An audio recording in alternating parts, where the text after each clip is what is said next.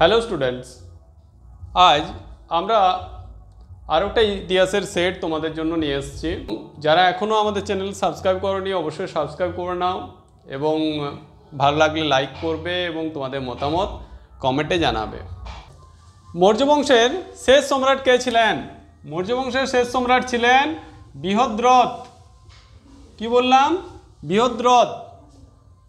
পরবর্তী প্রশ্ন, অশোকের শিলালিপি কে পাঠোদ্ধার করেন? James Prinsep. James Prinsep. James Prinsep অশোকের শিলালিপি পাঠোদ্ধার করেন 1837 খ্রিস্টাব্দে। আরেকটা জিনিস মনে রাখো, অশোকের শিলালিপি নাম হচ্ছে খরষ্ঠী লিপি। খরষ্ঠী লিপি।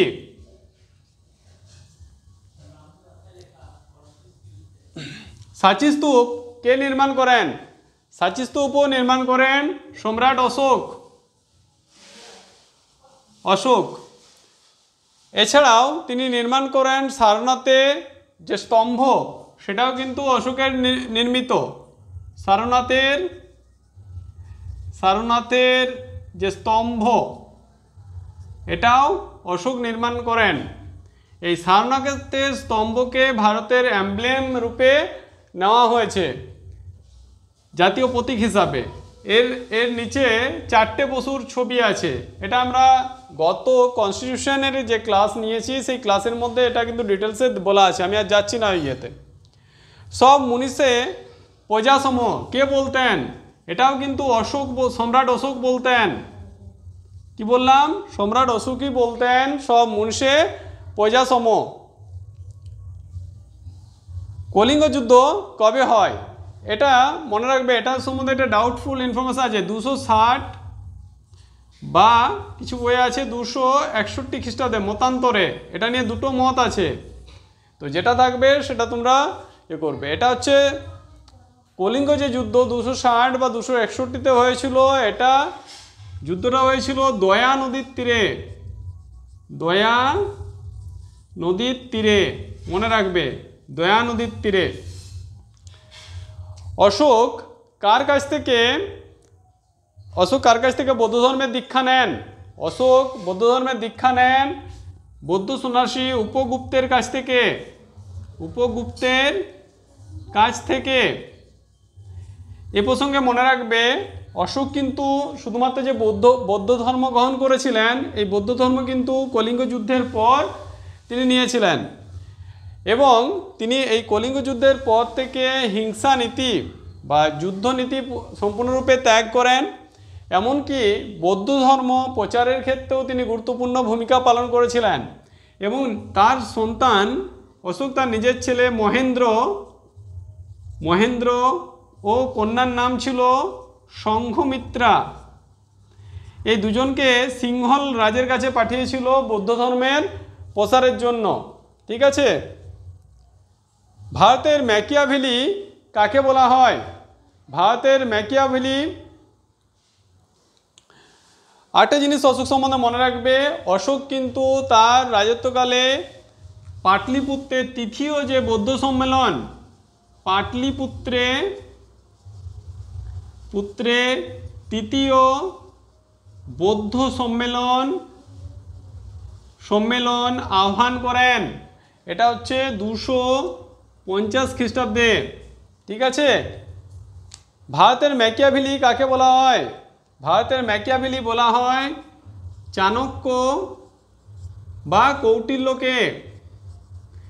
এটার থেকে বুঝতে পারছো আমাদের যে প্রথম ক্লাস, সেখানে কিন্তু আমরা এর সম্বন্ধে ডিটেলস বলেছিলাম।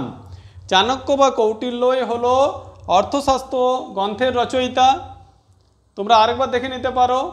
এর প্রকৃত নাম ছিল বিষ্ণুগুপ্ত। কি বললাম? বিষ্ণুগুপ্ত। আর এই যে অর্থশাস্ত্র গ্রন্থটা, সেটা কিন্তু সংস্কৃত ভাষায় রচনা করা হয়েছিল। এর পরবর্তী কোশ্চেন, মুদ্রা রাক্ষস গ্রন্থটি কে রচনা করেন? মুদ্রা রাক্ষস গ্রন্থ রচনা করেন বিশাখ দত্ত। বিশাখ দত্ত। এটিও সংস্কৃত ভাষায় রচনা। এই মুদ্রা রাক্ষস গ্রন্থে চন্দ্রগুপ্ত মৌর্য কিভাবে আমাদের চাণক্যের সহায়তায় নন্দ বংশের শেষ রাজা ধননন্দকে পরাজিত করে সিংহাসন অর্জন করেন, তার কাহিনী বর্ণিত আছে। মনে রাখবে এটা। তাহলে বিশাখ দত্তের মুদ্রা রাক্ষস গ্রন্থে কি আছে? চন্দ্রগুপ্ত মৌর্যের চাণক্য বা কৌটিল্যের সহায়তায় কিভাবে নন্দবংশের শেষ রাজা ধননন্দকে পরাজিত করে সে মৌর্য সাম্রাজ্য প্রতিষ্ঠা করেন বা মৌর্য শাসন প্রতিষ্ঠা করেন, তার কাহিনী বর্ণিত আছে। অমৃতাঘাত উপাধি কে নেন? অমৃতাঘাত উপাধি নেন বিন্দুসার। কি বললাম? বিন্দুসার। এই অমৃতাঘাত শব্দের অর্থ হচ্ছে শত্রু হননকারী। কি বললাম? শত্রু হননকারী, ঠিক আছে, বা শত্রু হত্যাকারী। দেবনাম প্রিয় উপাধি কে নেন? দেবনাম প্রিয় উপাধি নেন অশোক।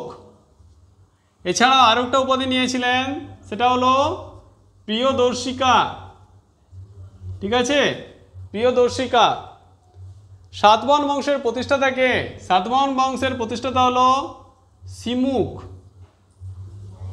ঠিক আছে, সিমুখ। সাতবাহন বংশের প্রতিষ্ঠাতা সিমুখ। আর সাতবাহন বংশে এই প্রসঙ্গে আরও মনে রাখো, সাতবাহন বংশের শ্রেষ্ঠ রাজা হলো শ্রেষ্ঠ সম্রাট গৌতমীপুত্র সাতকর্ণী। সাতকর্ণী, ঠিক আছে, ইনি কিন্তু সাতবাহন বংশের প্রতিষ্ঠাতা নন। গৌতমীপুত্র সাতকর্ণী হচ্ছেন সাতবাহন বংশের শ্রেষ্ঠ সম্রাট। এই সাতকর্ণী সম্বন্ধে জানা যায় নাসিক ও নানাঘাট শিলালিপি থেকে। এটাও কিন্তু কোশ্চেন আসতে পারে, নাসিক এবং নানাঘাট শিলালিপি থেকে কার সম্বন্ধে জানা যায়?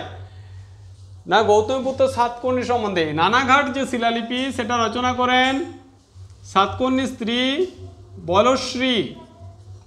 কি বললাম? সাতকর্ণীর স্ত্রী বলশ্রী নানাঘাট শিলালিপি রচনা করেন। এদের রাজধানী ছিল পৈঠান বা প্রতিষ্ঠান। পৈঠান বা প্রতিষ্ঠান, ঠিক আছে। এই ডাটাগুলো মনে রাখবে। তাহলে সাতবাহন বংশের প্রতিষ্ঠাতা হলো সিমুখ, সাতবাহন বংশের শ্রেষ্ঠ রাজা হলো সাতকর্ণী। সাতকর্ণী সম্বন্ধে জানা যায় নাসিক ও নানাঘাট শিলালিপি থেকে। এই নানাঘাট শিলালিপি রচনা করেন সাতকর্ণীর স্ত্রী বলশ্রী। আর সাতকর্ণী বা সাতবাহন বংশের রাজধানী ছিল পৈঠান বা প্রতিষ্ঠান। ভারতে, পরবর্তী প্রশ্ন, ভারতে সোনার মুদ্রা কারা প্রচলন করেন? ভারতে সোনার মুদ্রা প্রচলন করেন ইন্দো গ্রিকরা। এরাই প্রথম ভারতে সোনার মুদ্রা প্রচলন করেন। মালবিকাগ্নি মিত্রম কাব্যকে রচনা করেন? মালবিকাগ্নি মিত্রম কাব্য রচনা করেন কালিদাস। এছাড়াও অভিজ্ঞান শকুন্তলম, রঘুবংশ,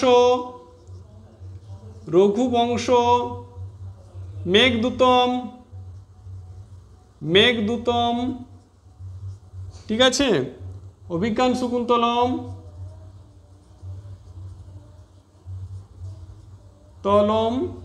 ঋতু সংহারম ইত্যাদি গ্রন্থ আমাদের কালিদাস রচনা করেন। এগুলো সংস্কৃত ভাষায় রচিত, মনে রাখবে এটা।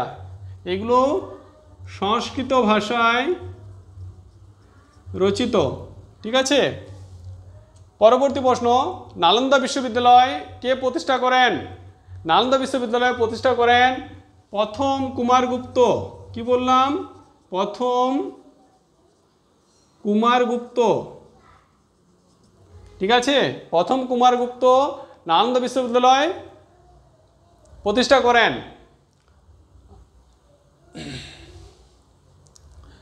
পরবর্তী প্রশ্ন,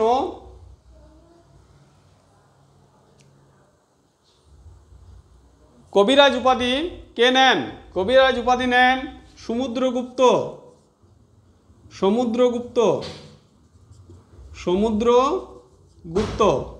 এই সমুদ্রগুপ্তকে কি বলা হয়? ভারতের নেপোলিয়ান,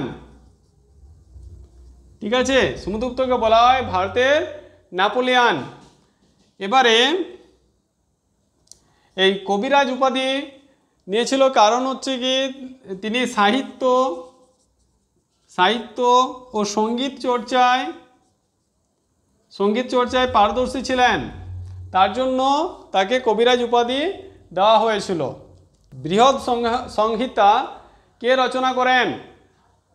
বৃহৎ সংহিতা রচনা করেন বরাহ মিহির।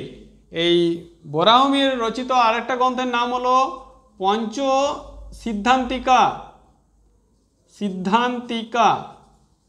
ঠিক আছে, পঞ্চ সিদ্ধান্তিকা, এটাও কিন্তু বরাহ মিহির রচনা করেন। পরবর্তী প্রশ্ন, দশকুমার চরিত কে রচনা করেন? দশকুমার চরিত রচনা করেন দণ্ডী। কি বললাম? দণ্ডী দশকুমার চরিত রচনা করেন। এর আরেকটা রচিত গ্রন্থ হলো কাব্য দর্শন। কি বললাম? কাব্য দর্শন।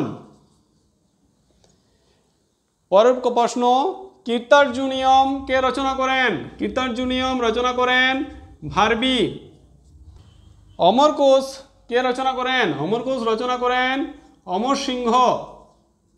অমর সিংহ। এটা দর্শন শাস্ত্রের একটা গ্রন্থ। কি বললাম? দর্শন শাস্ত্রের একটা গ্রন্থ। দেখো, পঞ্চতন্ত্র হিতোপদেশ কে রচনা করেন? পঞ্চতন্ত্র হিতোপদেশ রচনা করেন বিষ্ণু শর্মা।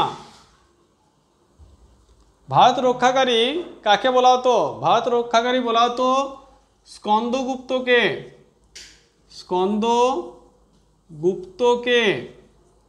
তিনি হুন আক্রমণ প্রতিহত করেন। প্রাচীন বাংলার প্রথম জাতীয় রাজা কে ছিলেন? প্রাচীন বাংলার প্রথম জাতীয় রাজা ছিলেন শশাঙ্ক। প্রাচীন বাংলার প্রথম জাতীয় রাজা ছিলেন শশাঙ্ক। কাকে সকলোত্তর পথনাথ বলা হতো? সকলোত্তর পথনাথ বলা হতো হর্ষবর্ধনকে। তিনি পুষ্যভূতি বংশের সম্রাট ছিলেন। এটাও মনে রাখতে হবে, পুষ্যভূতি বংশের সম্রাট ছিলেন। কাদম্বরী কে রচনা করেন? কাদম্বরী রচনা করেন বাণভট্ট। ইনি হর্ষবর্ধনের সভাকবি ছিলেন। এর লেখা আরেকটা গ্রন্থ হলো হর্ষচরিত, যেটা কিন্তু আমরা আগের ক্লাসে বলেছিলাম। কুষাণদের রাজধানী কোথায় ছিল? কুষাণদের রাজধানী ছিল পুরুষপুর বা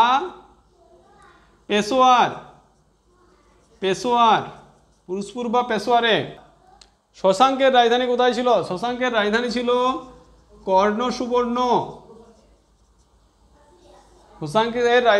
কর্ণসুবর্ণতে।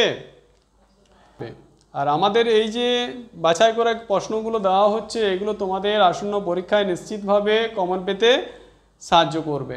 তোমরা কিন্তু এগুলো খাতায় নোট ডাউন করে নেবে ভিডিওটা দেখার সাথে সাথে, এবং তারপর পড়তে থাকবে।